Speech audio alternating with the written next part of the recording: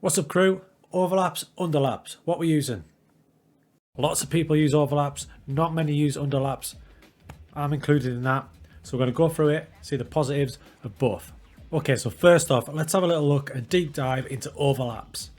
So overlaps are typically used in a system like this, where you've got a couple of inverted wingers or inside forwards, allowing space up the flanks. Selecting overlap left and overlap right, FM players are hoping that the players like Mendy here will bomb up there and overlap Sterling, for example. Now, this is a key point. The overlap left and overlap right team instruction doesn't just mean that your fullback will bomb up and down. What it does is it means your whole team will look for the overlap. Here's the key point. When you hover over it, it'll tell you, look for overlap, instructs players on the left flank to hold onto the ball and look for an overlapping player. So it's not saying fullback, go on an overlap. It's telling the guys higher up the pitch that when they get the ball, they're going to hold it and wait for him to come.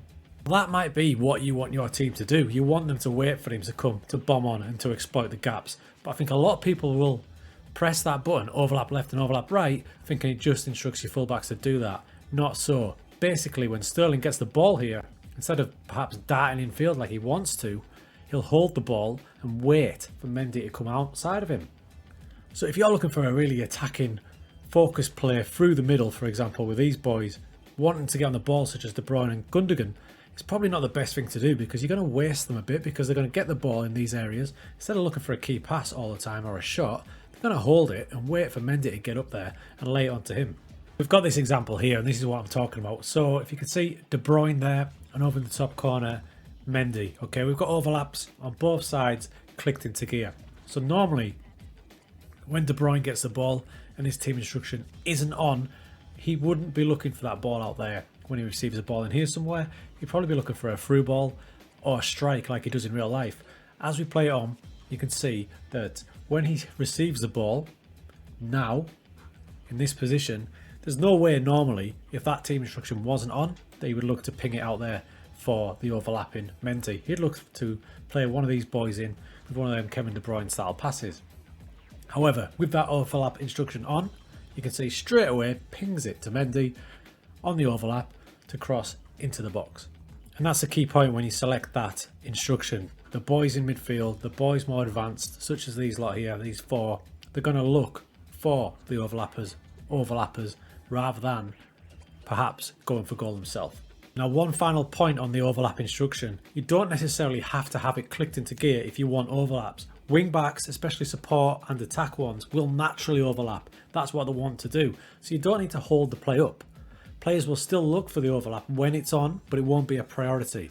So if when it's the best option, they will ping it to the wing back who is overlapping, but it won't be their main focus, like it is if you select it as a team instruction. Underlaps. Now, these are one of the most underused team instructions there is, I think. I've barely used it. I have recently started to use it in one of my saves for a specific formation, and it can be pretty handy. So, like the overlap, if you hover over it, it'll tell you what it does. Look for underlap instructs players to hold onto the ball again. Rather than waiting for a player to arrive from deep on the outside, they're going to look inside for a runner. Now, this is ideally used in narrow formations where you are focusing play down the middle and you're trying to work the ball in the box that way.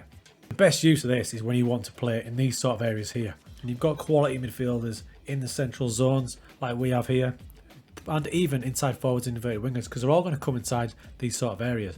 So your fullbacks, when this instruction's on, in an ideal world, when they receive the ball in these sort of areas, they're going to play it into there for the likes of Gundogan and De Bruyne coming into these areas here. Same goes for Sterling and Silva. Now, this game here against Man City's second 11, I had this team instruction on for both teams, and pretty much every goal came from underlaps. Great example here. Remember what I said about the fullbacks receiving the ball and then looking inside first rather than trying to get to the byline to cross it in. So we've got Mendy here. Underlaps are on both sides, left and right, when he receives the ball as we play it on. There he goes. He gets the ball. Now, if underlaps right and underlaps left weren't on, Mendy would likely bomb down here, try and get the ball in, again like he does in real life. We've got him turned on, so that instantly wakes up Gundogan, Sterling, Jesus, and possibly Bernardo Silva to look for for that underlap ball. The runs are on, Mendy finds him, Sterling pings it in. Same goes here, so for players higher up the pitch, it's not just the fullbacks that will look for the underlapping runs, it's also your wide players and further players up. So if we check it out here, Mahrez is going to receive the ball there. Check him out, Mahrez. Now, options here. He's got an overlap there if he needs it. The attacking fullback is doing his natural overlapping run like we said, but we've got these players in here, look. Starting the underlapping runs, giving him the option, Mahrez has the ability to ping in the ball, in it goes. Like I said at the start, I've only just really got into underlaps very recently, playing a narrow formation like you can see there on my Parma Twitch save, and it's working to good effect. So what I'm finding is, fullbacks on both sides, they're on attack, so they're getting high up the pitch. They have options to play it into there, and they're playing it into, more than likely, more often than not, the two strikers who are making that sort of run for them. Very rarely am I wingbacks getting down into these positions here because I want them to remain solid. It's quite a defensive formation, as you can see. So when they are receiving the ball, they're looking inside. Here you can see my fullback, Wig, there he's got the ball. Esposito's just started his underlapping run. Normally, your attacking fullback, you know, he would bosh down here looking for that run. But because we've got underlaps on and Esposito's already set off, there you can see the ball goes through. Esposito, great signing for anyone by the way, pings it in. So for your overlaps, remember, when you click that team instruction, it's going to ask people to hold the ball and wait for your fullbacks. So you're looking for your fullbacks to supply most of the width in your team. This then won't get the best out of your creative midfielders because it's going to kind of stifle them when they get the ball. Instead of looking at killer balls, for example, more often than not, they're going to try, wait for that fullback and ping it out wide.